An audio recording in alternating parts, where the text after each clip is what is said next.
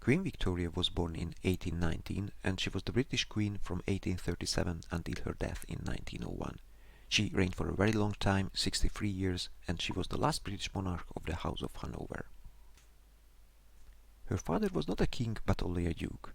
After Victoria's grandfather George III, her uncles George IV and William IV became kings, but they had no surviving legitimate children.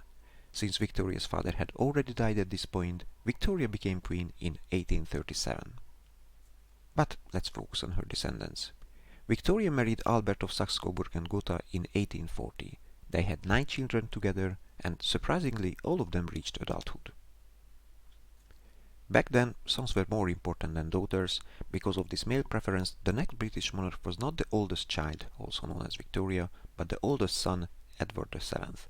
He is the first king from the House of Saxe-Coburg and Gotha, which was later renamed to the House of Windsor. We will find all the subsequent British monarchs here: George V, his son Edward VIII, who had to abdicate because of his marriage, George VI, and her daughter Elizabeth II, who reigned for 70 years, even longer than Victoria herself. Finally, the current king, Charles III, is also here, and most likely the future British kings will be the descendants of Charles. We can also find another royal family here. Edward had multiple children. One of them was Maud, Queen of Norway.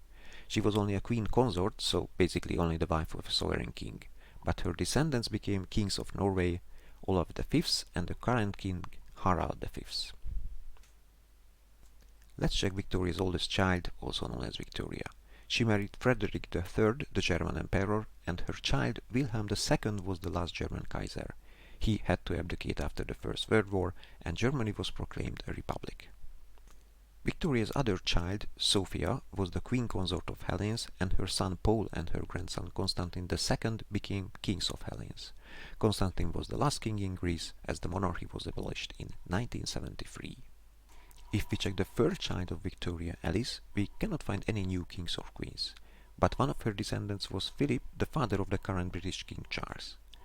By the way, one of the daughters of Alice was the Empress of Russia, so the grandson of Alice, Tsarevich Alexei, could have become a Russian Tsar, but the Bolsheviks killed the whole family before that.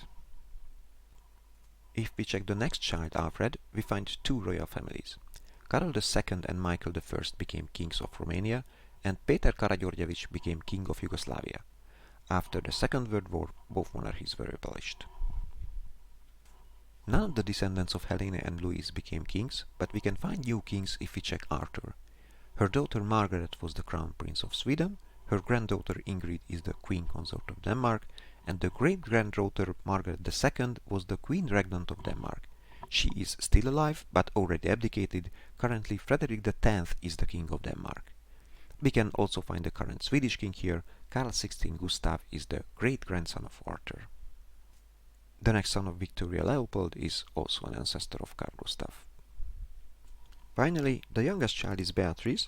Her daughter was the queen consort of Spain, so her grandson was a claimant of the Spanish throne as Juan III, but his father was replaced by the Spanish Republic, and later when the monarchy was restored, only his son Juan Carlos I became king. Juan Carlos is still alive, but he had to abdicate, officially because of his old age, but most likely because of several scandals.